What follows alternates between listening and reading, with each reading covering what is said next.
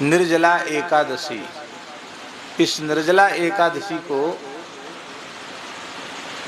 भीमसेनी एकादशी भी कहते। क्या कहते? भगवान श्री कृष्ण ने युधिष्ठिर को एकादशियों का महात्म्य सुनाया। वर्ष भर की जितनी एकादशी हैं 24, और अधिक मास होने से 2 और बढ़ जाती, तो 24 और 2 26 एकादशियों का महात्म्य भगवान श्री कृष्ण ने अर्जुन को सुनाया, युधिष्ठिर को सुनाया। तो युधिष्ठिर भी सुन रहे हैं, भीमसेन भी, अर्जुन भी, नकुल सहदेव भी, द्रौपदी भी, सब लोग बैठ के श्रवण करते। भगवान वक्ता हैं, सब श्रोता है। एकादशी नहीं करता उसको नरक जाना पड़ता है। एकादशी को अन्न में पाप का निवास होता है। अन्न ने एक बार भगवान से जाकर कहा कि प्रभु हमको सब दुनिया खाए चली जा रही है, सबको छुट्टी मिलती, हमको एक दिन की छुट्टी हमको भी मिलनी चाहिए, अवकाश हमको मिलना चाहिए। तो भगवान ने कहा ठीक है, हरिवासर को आपका अवकाश। हरिवासर माने एकादशी। एकादशी को अन्न खाता है वह पाप ही खाता है। जो एकादशी करते हैं उन सब के पाप अन्न में स्थित हो जाते हैं, और जो नहीं करते एकादशी को अन्न खाते हैं वो सब उनके भीतर, जय सिया राम, उनके भीतर प्रविष्ट हो जाते हैं। एकादशी कल भी हम देवी भागवत का पाठ कर रहे थे, तो नरक किस किस को जाना पड़ता है, उसमें यमराज और सावित्री का संवाद है। यमराज कहते एकादशी न करने वाले को भी नरक जाना पड़ता है। तो भीमसेन बड़े घबरा गए, बोले महाराज व्रत उपवास के नाम से तो हमको जूड़ी आती है, हम कांपने लग जाते। वैसे किसी से कांपते नहीं हैं, लेकिन हम भूखे नहीं रह सकते, व्रत नहीं कर सकते। भीमसेन कोई व्रत नहीं करते। हमने ऐसा सुना है संतों से कि भगवान की दया से भीमसेन जी की खुराक कितनी अच्छी थी कि 70 मन तो को वो बाल भोग करते थे। 70 मन का करें कलेवा। कितना? 70 मन अन्न केवल बाल भोग में, माने जिसको आजकल लोग नाश्ता कहते हैं, स्वल्पाहार, उसमें वो 70 मन। 70 मन माने हैं, हाँ, 2 क्विंटल 80 किलो बाल भोग।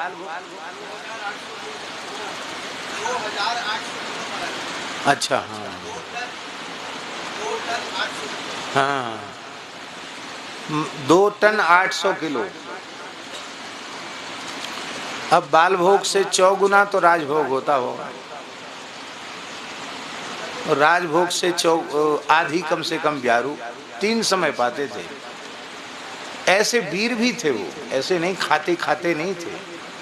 और उन्होंने एक प्रतिज्ञा और की थी कि जो हमको अधिक खाने वाला पेटू कह देगा उसको जिंदा नहीं छोड़ेंगे, तुरंत मार डालेंगे।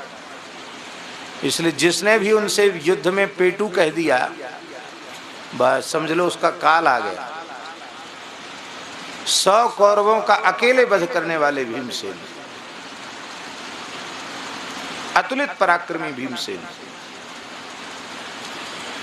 लाक्षागृह में जब आग लगी तो वहां से सबको लेके बच के निकलना था, तो भीमसेन सबका वाहन बन गए। कुंती जी को यहाँ कंधे पर बिठाया, माता जी को उनके चरण यहाँ लटके हुए, इस कंधे पर युधिष्ठिर को बिठाया, इस कंधे पर अर्जुन को बिठाया, और ऐसे गोद में नकुल सहदेव को लेकर के वे चलने लगे। भयंकर जंगल में मार्ग नहीं था, उनकी एड़ी के स्पर्श से बड़े बड़े वृक्ष धराशायी हो गए, मार्ग बनता चला गया। ऐसे प्रचंड पराक्रमी भीमसेन, साधारण पुरुष तो नहीं थे वो।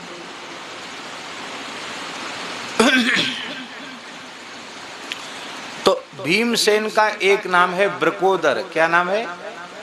ब्रकोदर।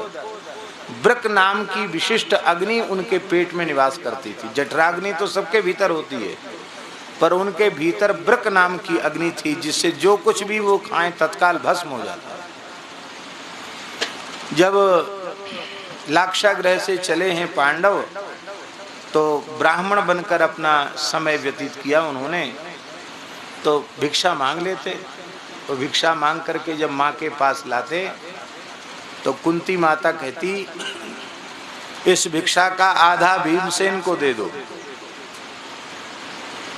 इसका आधा भीमसेन को दे दो, और बचा आधा तो आधे में हम 6 मूर्ति पाएंगे। 6 मूर्ति माने युधिष्ठिर, अर्जुन, नकुल, सहदेव और कुंती माता, 5 लोग इसमें पाएंगे। वो आधे में भीमसेन। पर भीमसेन का विचारों का पेट नहीं भरता था। कहाँ भरेगा पेट, कौन इतनी भिक्षा देगा। तो जल पी करके अपनी अग्नि को वो शांत करते थे। नदी में जाकर के, सरोवर में जाकर के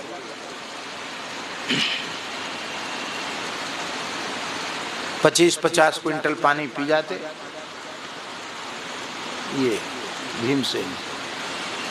उसी समय जब एक चक्रा नगरी में निवास कर रहे थे, वहां एक बक नाम का दैत्य निवास करता था, जो बड़ा भयंकर था। एक बैलगाड़ी छकड़ा, बड़ी बैलगाड़ी को छकड़ा कहते, उस भर अन्न बना हुआ, दाल भात, फुल्का साग, कुछ मिठाई, और एक व्यक्ति, जिस व्यक्ति की बारी है वो व्यक्ति, हर घर से एक व्यक्ति का नंबर आता था। वो आता जीवन में एक ही बार था, लेकिन कब किसका नंबर सब राजा के यहाँ लिखा रहता था, इसी शर्त पर, नहीं तो वो कहता था मैं पूरी प्रजा को खा जाऊंगा। इतना भयंकर राक्षस था। जिस ब्राह्मण के यहाँ पांडवों को आश्रय मिला था, वो ब्राह्मण अभी नई अवस्था का था। उसका बालक केवल 4 साल का था और उसकी पुत्री मात्र 6 वर्ष की थी। अब घर में बड़ी समस्या कि अन्न तो बना लिया गया, जुटा लिया गया, लेकिन कौन जाए। ब्राह्मण देवता चले जाते हैं तो घर में पत्नी और छोटे बच्चे, घर का निर्वाह कैसे होगा। पत्नी ने कहा कि आप तो बच्चों को पाल लोगे, अग्निहोत्र की रक्षा के लिए दूसरा विवाह भी कर सकते हो, हमको भेज दो। तो ब्राह्मण रोने लग गया, बोला महाराज, रक्षा करने वाले को पति कहते हैं। देवी से कहा, पाती थी पति, रक्षा करे वो पति, और हम उस असुर के मुंह में तुमको भेज दें तो हम तो अपनी पति शब्द को कलंकित करेंगे, हम तुमको नहीं भेज सकते। तो कन्या बोली कि देखो, हमारे लिए तो आप लोगों को चिंता करनी पड़ेगी, मैं सयानी हो जाऊंगी तो आप चिंता करेंगे, तो किसी न किसी को देना तो है ही है, राक्षस को दे दो। मेरा शरीर मेरे माँ बाप के और मेरे भाई के बचाने के काम में आ जाएगा तो मेरा जीवन सफल हो जाएगा। पुत्री की बात सुनकर सब रोने लगे। बेटी को हृदय से लगाया, कहा बेटी, पुत्र से 10 गुना अधिक पुत्री का स्थान है। 10 पुत्र समा कन्या, क्या लिखा है? 10 बेटों के समान एक बेटी होती है। ये स्कंद पुराण में भगवान व्यास लिख रहे हैं। 10 पुत्र समा कन्या, और 10 कन्या समो तरु, 10 कन्या के समान एक वृक्ष होता है। इसलिए वृक्ष को काटना अपराध है, वृक्ष लगाना पुण्य का काम है। तब सब लोगों ने निश्चय किया कि भाई, जब कोई छोटा बच्चा बोला जो 4 साल का था, एक छोटा सा, उसने एक छोटी सी पेड़ की डाली इतनी सी हाथ में कहीं पड़ी होगी, उठाई उसने कहा मुझे भेज दो, मैं इसी से उस राक्षस को मार दूंगा। तो रोते रोते भी लोग हंसने लगे कि इतना छोटा बच्चा, इसको पता ही नहीं कि राक्षस होता क्या है। कुंती जी आई, सुन तो रही थी दूर से, सब आकर के उन्होंने ब्राह्मण को प्रणाम किया। और माता जी, आप तो परम तपस्विनी हैं, आप क्या? तो उन्होंने कहा देखो पंडित जी, आश्रयदाता पिता होता है। आप हम सबके धर्म पिता हैं, क्योंकि आपने अपने घर में हम लोगों को आश्रय दिया है। आप पर संकट आया तो हमारे ऊपर संकट आया।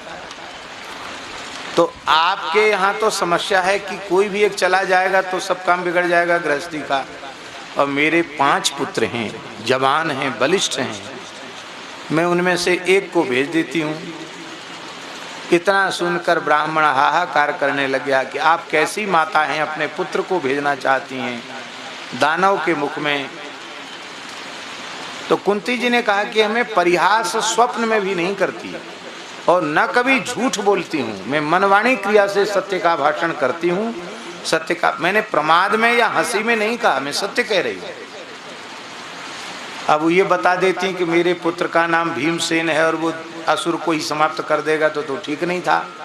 इसलिए उन्होंने कहा मेरे पुत्र के ऊपर ऋषियों की बड़ी कृपा है, वो बड़ी से बड़ी विपत्ति से बच के चला आता, उसमें एक चमत्कार है, पर इस चमत्कार को किसी से कहना नहीं। बहुत हट करके भीमसेन को भेज दिया।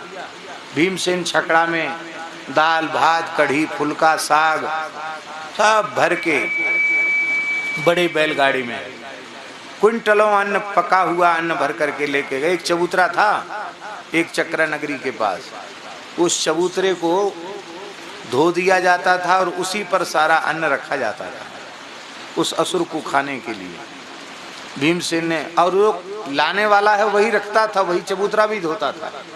भीमसेन ने धोया, धो करके सब चीज रखी और रखकर स्वयं बढ़िया प्रेम से आसन डाल के बैठ गए और बोले वाह, आज भगवान की बड़ी दया हुई है जो हमको कुछ तो कम से कम बाल भोग मिल जाएगा, खाने को मिल जाएगा। अब वो सब खाने लगे, दाल भात कढ़ी फुल्का साग सब खाने लगे।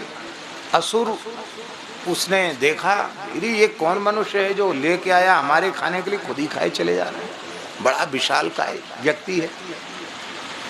बहुत क्रोधपूर्वक उसने कहा कि तू भी मेरे मुंह में तू खा ले, आखिर मैं भी तो तुझे खाऊंगा। कुछ बोले नहीं भीमसेन। तब क्रोध में आकर वह उनकी पीठ पर घूंसे जमाने लग गया। तो भीमसेन भोजन करते समय बोलते नहीं थे, नहीं बोलना चाहिए, शास्त्र का नियम है, वो बोलते नहीं थे। तो वो पीटता रहा क्रोध में भर भर के, खूब जोर जोर से नोचे पीटे भूसा जमाए।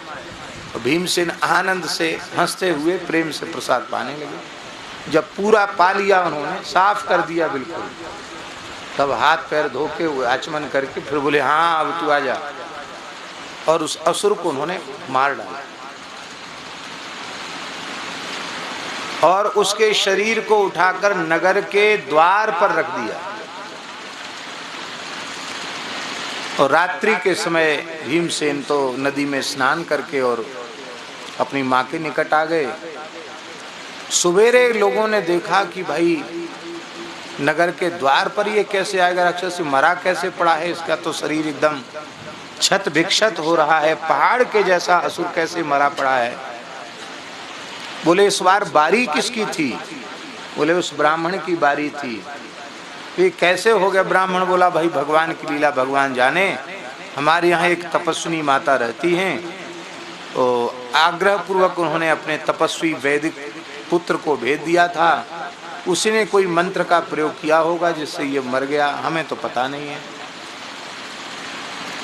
अब उस पर कोई केस दर्ज होने वाला तो था नहीं कि क्यों मर गए, ऐसे आदमी को तो सब चाहते जल्दी मर जाए। तो राजा बोला भाई ये तो बहुत बड़ा काम हो गया, हम भी कलंकित थे इसके कारण कि कैसा राजा है जो अपनी प्रजा की रक्षा नहीं कर सकता। हमारे कहने का आशय है कि भीमसेन ऐसे थे, बड़े पराक्रमी भीमसेन, भूखे नहीं रह सकते। महाभारत के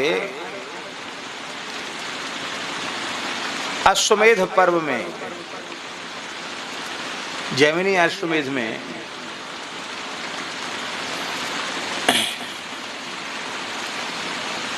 एक विचित्र कथा है भीमसेन के भोजन की, जो शायद आपने कभी न सुनी हो। भीमसेन द्वारिका से, हस्तिनापुर से और द्वारिकाधीश भगवान श्री कृष्ण का दर्शन करने आ रहे। तो भगवान ने रसोइयों को कह दिया कि भाई बनाओ, क्विंटलों जलेबी बर्फी इमरती कचौड़ी पकौड़ी पूड़ी गुझिया सब बनाओ, जितने प्रकार के व्यंजन हो सकते खूब बनाओ। और आज हमारे प्राण प्यारे भीमसेन आएंगे तो उनको हम खूब प्रेम से छकाएंगे उनको और छक जाएंगे वो, तो हम इससे बहुत प्रसन्न होंगे। तो भगवान के पास तो कोई बनाने वालों की कमी नहीं, रसोईया भी थे और 16,108 रानी पटरानी सब लग गई अपने अपने तरह से कुछ न कुछ बनाने में। सब बन के तैयार हुआ और भीमसेन आने ही वाले हैं। और भगवान ने पाया कुछ नहीं।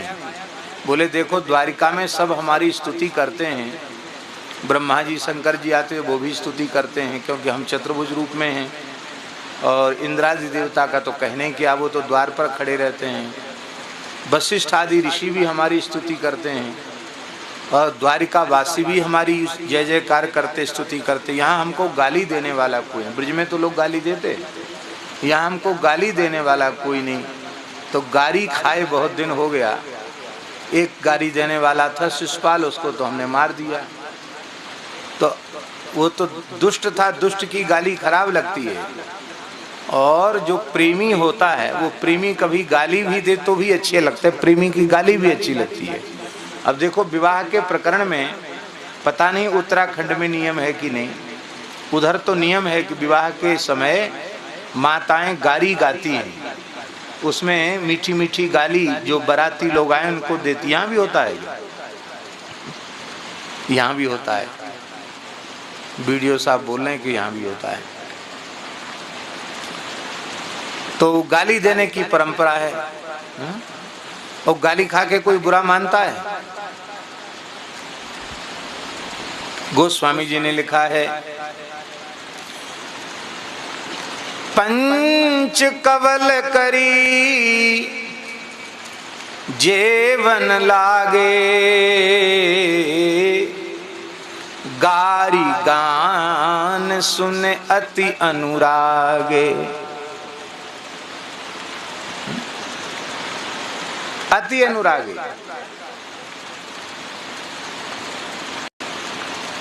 और हंसत राव सुनी सहित समाजा, गाली सुनकर सब हंस रहे हैं, प्रसन्न हो रहे हैं। पूज्य बक्सर वाले महाराज जी तो गाली नहीं गारा भी सुनाते थे। यह गारी नहीं है गारा, सुनु अवध के राजकुमारा, यह गारी नहीं है गारा। और जिस तरह से वो नाच नाच करके ठाकुर जी को दुल्हा सरकार को सुनाते थे, विवाह में सरकार मुस्कुराते थे, कहते सरकार ये गारी इसलिए दी जा रही है कि आप अपने अधर पर रूमाल रखकर थोड़ा मुस्कुरा कर हमारी ओर देख लेंगे, हम निहाल हो जाएं। ऐसी झांकी प्रस्तुत होती थी। तो ठाकुर जी बोले भीमसेन से गाली सुनना है। कैसे गाली दें भीमसेन? भीमसेन को भी ज्ञान है कि श्री कृष्ण परमात्मा है। तो भीमसेन आए तो उनको कहा कि उनको आराम से बिठाना तो सही, पर हमसे मिलने मत देना। क्या महाराज बहुत आवश्यक कार्य में भगवान हैं, थोड़ा आप प्रतीक्षा कीजिए, मिलेंगे। तो भीमसेन बार बार पूछें, अरे आज तक तो कभी ऐसा हुआ नहीं कि हमको बैठना पड़ा हो। अरे देखो वो होगा भगवान अपने लिए, तो हमारा तो छोटा भाई है, उम्र में हमसे छोटा है, कम है, अर्जुन की उम्र का है, हमारा भाई है, हम उसको डांट डपट सकते हैं, भले ही भगवान हो तो क्या है। बोले महाराज वो तो बहुत गर्म हो रहे हैं। बोले थोड़ी देर और बिठाओ। थोड़ी देर और बिठाया। बोले वो तो बहुत गर्म हो रहे हैं, और ज्यादा गर्म होने लग गए। अब उनके सामने कोई सेवक भी जल्दी जा नहीं पा रहा, इतना क्रोध में है वो। तो भगवान बोले अभी क्या करें? बोले ये तो कह रहे हैं कि भगवान होगा तो अपने घर के लिए होगा, हमारा तो भाई है, ये कह रहे हैं। बोले अभी गाली नहीं दिया, मन में सोचे भगवान। बोले अब जाकर उनसे कह दो कि आप थोड़ी देर बैठें, वो इस समय भोजन कर रहे हैं। भूखे भीमसेन सोचे थे कि जब जाते द्वारिका भगवान खूब छक्के जिमाते हैं, और अब वो तो सोचे थे कि हम तो वहीं जाकर पूरी भूख बुझाएंगे। बोले अरे ये बड़ा जो है अशिष्ट है, इसको शिष्टता का बिल्कुल ज्ञान नहीं है। मुझे पता है कि मैं आ रहा हूँ, परमात्मा है, सब जानता है कि मैं आ रहा हूँ, और हमको बिना खिलाए खा रहा है, अकेले खा रहा है। अरे हम खूब जानते हैं, इसलिए तो ब्रिज में चोरी कर करके खाइए ना, वो आदत कहाँ जाएगी। द्वारकाधीश बन गए तो क्या है।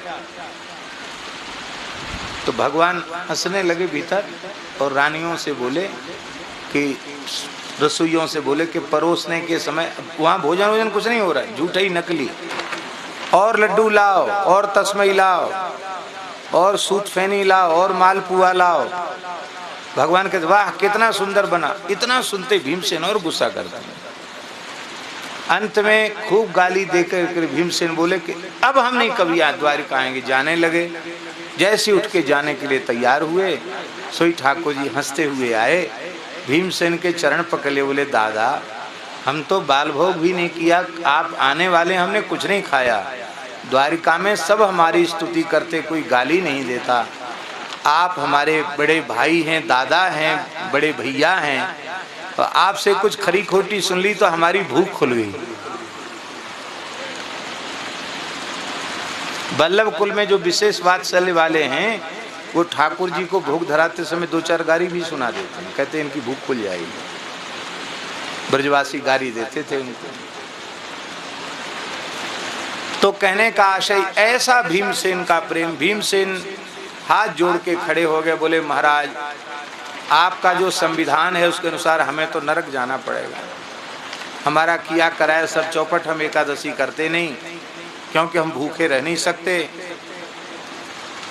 और सब कुछ कर सकते हैं, हमसे भूखा मत रखवाओ और सब कुछ करवा लो हमसे। भगवान बोले भाई एकादशी तो करनी पड़े, एक कर लो, पूरे साल की नहीं कर सकते हो, एक कर लो। कौन सी? बोले जेठ शुक्ल एकादशी। इस दिन जल भी मत पियो, दशमी को शयन के पूर्व जल का त्याग कर दो और द्वादशी के प्रातः काल सूर्योदय का दर्शन करके तब जल ग्रहण करो, ये नियम है। एक व्रत कर लो, केवल एक। इस एक व्रत के करने से वर्ष भर कोई व्रत में चूक हो जाए तो उसकी निवृत्ति हो जाती है और एक एकादशी से वर्ष भर की एकादशियों का पुण्य प्राप्त हो जाता है। और निर्जला एकादशी भी कोई करे साल में एक बार तो भी उसे नरक नहीं जाना पड़ेगा। भीमसेन को उत्साह दिलाया, बोले चलो अब तो हर महीना 2 एकादशी थी इसलिए हम घबरा रहे थे, एक दिना की तो कोई बात नहीं, एक दिना तो भूखे प्यासे रह जाएंगे। भीमसेन मौन हो गए क्योंकि बोलने से थोड़ी भूख ज़्यादा लगती है और पानी की कमी आती है। तो भीमसेन जो है मौन हो गए, खूब भगवान नाम जप करने लगे। अभी भी हिमालय में भीमगोड़ा जगह है, ये हरिद्वार या ऋषिकेश के तरफ ही है। वो भीमसेन ने वहाँ अपने पैर का प्रहार करके और जल की धारा प्रकट की, क्योंकि बहुत जब असह्य हो गया रात्रि को उनको गर्मी के कारण, तो पैर से उन्होंने ठंडी जल